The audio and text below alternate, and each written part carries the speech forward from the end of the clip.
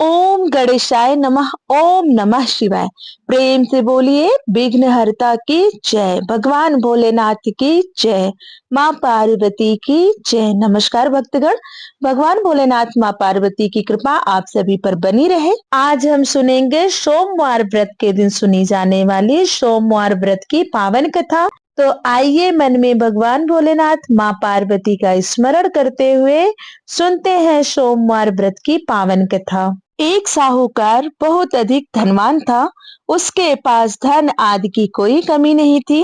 साहूकार के पास सभी सुख और ऐश्वर्य के साधन थे, किंतु उसको एक ही दुख था कि उसके कोई औलाद नहीं थी।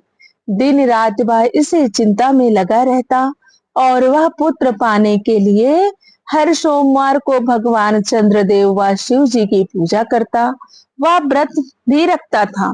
साहूकार की भोलेनाथ के प्रति ऐसी भक्ति देखकर एक बार माँ पार्वती जी ने शिव जी से कहा, हे नाथ, यह साहूकार आपका अनन्य भक्त है और सदैव ही आपका व्रत और पूजन भक्ति भाव से किया करता है। आप कृपा करके इसकी मनोकामना को पूरी कर दें। माता पार्वती जी के ऐसे वचन सुनकर भोलेनाथ ने माँ गौरी से कहा, हे पार्वती, यह संसार एक कर्म क्षेत्र है। यहाँ जो भी जैसा कार्य करता है उसे वैसा ही फल मिलता है, अर्थात जैसा कार्य मनुष्य करता है वैसा ही परिणाम भोगता है। किंतु माता पार्वती आग्रह पूर्वक बोली, हे महादेव, यह आपका अनन्य भक्त है। यदि इसको कोई भी दुख है तो आपको उसे अवश्य दूर करना चाहिए। यदि आप अपने भक्तों की मनोकामनाएं पूरी नहीं करेंगे तो क्यों मनुष्य आपकी भक्ति सेवा व पूजन करेंगे। माता पार्वती जी के इस आग्रह को सुनकर शिव जी ने कहा, हे शिवे, इस साहूकार के कोई पुत्र नहीं है, इसी कारण यह दिन रात चिंतित व दुखी रहता है। इसके भाग्य में संतान न होने पर भी मैं इसे पुत्र प्राप्ति के लिए वरदान देता हूँ, किंतु इसका पुत्र केवल 12 वर्ष तक ही जीवित रह सकता है, इसके बाद वह मर जाएगा। इससे अधिक मैं इस साहूकार के लिए कुछ भी नहीं कर सकता। माता पार्वती और भोलेनाथ के द्वारा की गई इन बातों को साहूकार सुन रहा था। उसे यह सारी बातें सुनकर ना कोई खुशी हुई और ना ही कोई दुख। वह पूर्वत यानी उसी प्रकार शिव जी की पूजा व व्रत करता रहा। कुछ समय पश्चात साहूकार की पत्नी गर्भवती हो गई और 10वें महीने में उसने एक बहुत ही सुंदर पुत्र को जन्म दिया। साहूकार के घर में बहुत खुशियां मनाई गई, किंतु साहूकार ने अपने पुत्र की 12 वर्ष की उम्र जानकर कोई खुशी प्रकट नहीं की और इस संबंध में किसी को कोई भेद भी नहीं बतलाया।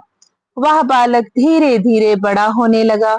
जब वह बालक 11 वर्ष का हो गया तो बालक की माता ने साहूकार से उसके विवाह के लिए कहा, लेकिन साहूकार को भगवान भोलेनाथ और माता पार्वती द्वारा कही गई वह बातें याद थी कि मेरे पुत्र की आयु सिर्फ 12 वर्ष है।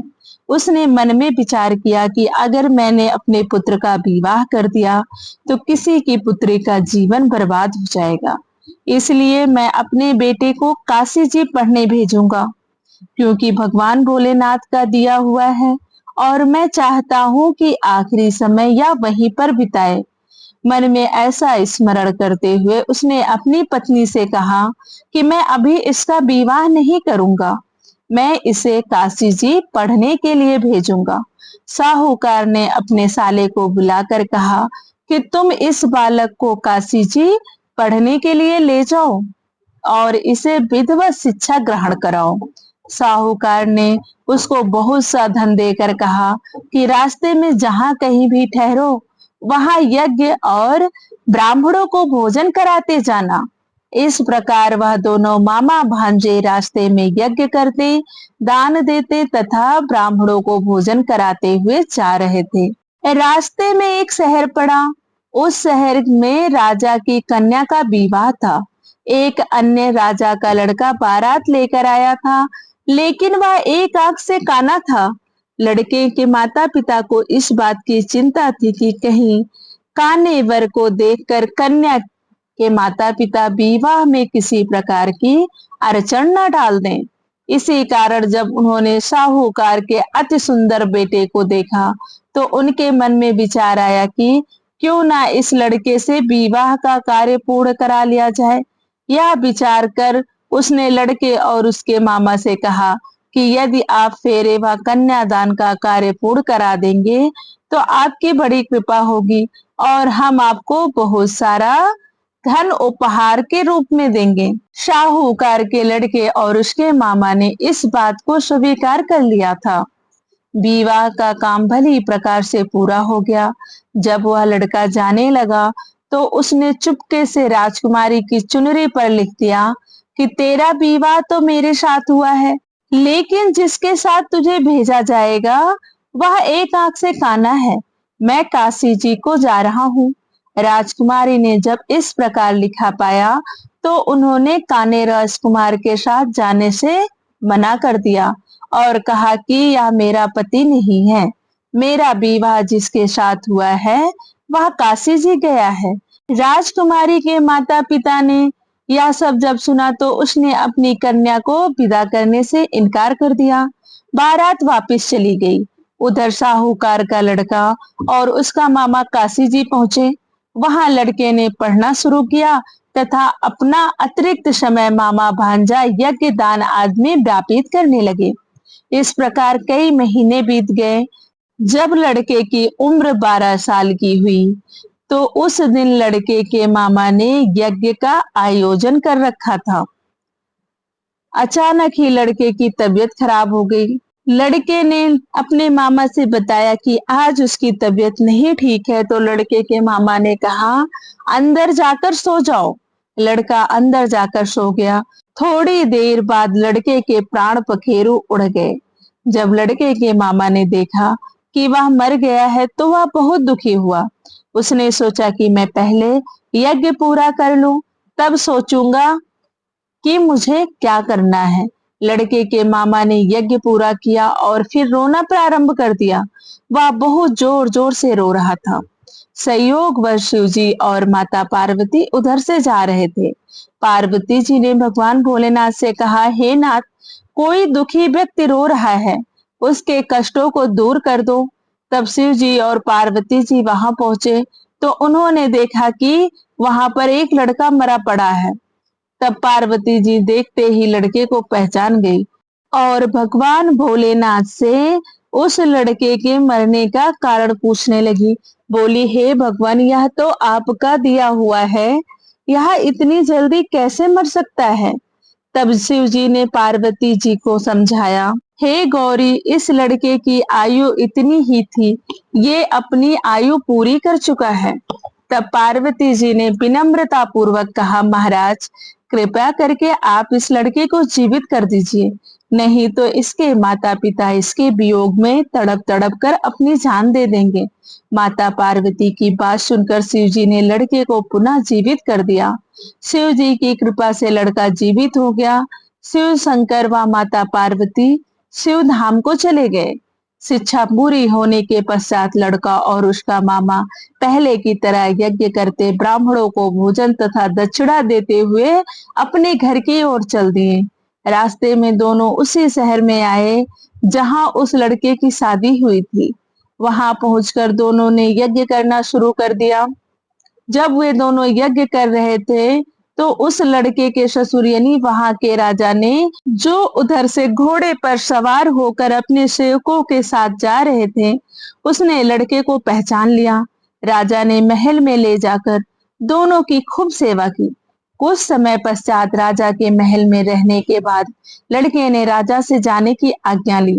राजा ने अपनी लड़की को लड़के के साथ विदा किया और साथ में बहुत सा धन एवं दास दासियों को भी भेजा।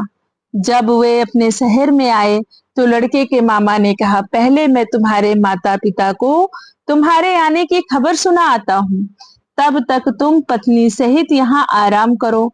ऐसा कहकर लड़के का मामा साहूकार को अपने पुत्र के आने की खबर देने चला गया। घर जाकर उसने देखा कि उसके बहन और बहनोई छत पर बैठे हुए हैं और उन्होंने यह प्रण कर रखा है कि यदि उनका बेटा जीवित लौट आया तो वह छत से नीचे उतर आएंगे, नहीं तो छत से कूदकर अपने प्राण त्याग देंगे। लड़के के मामा ने यह समाचार उन्हें सुनाया कि उनका लड़का जीवित लौट आया है तो उन्हें विश्वास नहीं हुआ। तब लड़के के मामा ने शपथ खाकर कहा कि आपका पुत्र अपनी स्त्री और बहुत सा धन और दास दासियों सहित घर आया है।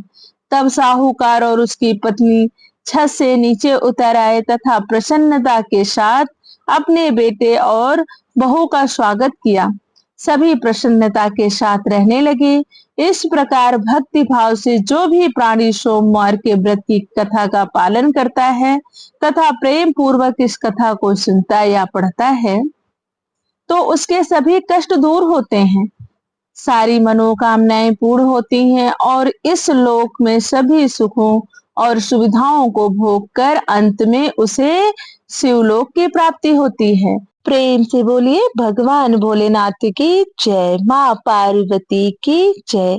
आइए अब श्रवण करते हैं शिव चालीसा का। श्री गणेश गिरजा सुवन मंगल मूल सुजान, कहत अयोध्या दास तुम देहु अभय वरदान। जय गिरजापति दीन दयाला, सदा करत संतन प्रतिपाला। भाल चंद्रमा शोहत नीके, कानन कुंडल नाग फनीके। अंग गौर सिर गंग बहाए, मुंड माल तन छार लगाए। वस्त्र खाल बागंबर सोहे, छवि को देखे नाग मुनि मोहे। मैना मात की है दुलारी, बाम अंग शोहत छवि न्यारी। कर त्रिशूल शोहत छवि भारी, करत सदा शत्रु अनिचयकारी। नंदी गणेश सोहे ताह कैसे, सागर मध्य कमल है जैसे। कार्तिक श्याम और गणराऊ, या छवि को कही जात न काऊ। देवन जब ही जाए पुकारा, तब ही दुख प्रभु आप निवारा। किया उपद्रव तारक भारी, देवन सब मिल तुम्हें जुहारी। तुरस खडानन आप पठायो, लो निमेष महामारी गिरायो। आप जलंधर असुर संघारा, सूयस तुम्हारे विदित संघारा। त्रिपुरासुर सन युद्ध मचाई, सब ही कृपा कर लीन बचाई। किया तपहि भागीरथ भारी, पूरब प्रतिज्ञा तसु पुरारी। दानिन महा तुम सम को नाही, सेवक स्तुति करत सदाहि। वेद नाम महिमा तो गाई, अकद अनादि भेद नहीं पाई। प्रगट उदधि मंथन में ज्वाला, जरे सुरासुर भय बिहाला। कीन दया तह कर सहाई, नीलकंठ तब नाम कहाई। पूजन रामचंद्र जब कीन्हा, जीत के लंक विभीषण दीन्हा। सहस कमल में हो रहे धारी, कीन प्रतीक्षा तब ही पुरारी। एक कमल प्रभु राख्यो जोई, कमल नयन पूजन चाह सोई। कठिन भक्ति देखे प्रभु शंकर, भय प्रसन्न दिए इच्छित वर। जय जय जय अनंत अविनाशी, करत कृपा सबके घटवासी। दुष्ट सकल नित मोह सतावे, भ्रमत रहे मोह चैन न आवे। त्राहि त्राहि मैं नाथ पुकारूं, यही अवसर मोहि आन उबारो। ले त्रिशूल शत्रुन को मारो, संकट से मोहि आन उबारो। मातु पिता भ्राता सब कोई, संकट में पूछत नहीं कोई। स्वामी एक है आश तुम्हारी, आई हरो अब संकट भारी। धन निर्धन को देत सदा ही, जो कोई जाचे वो फल पाही।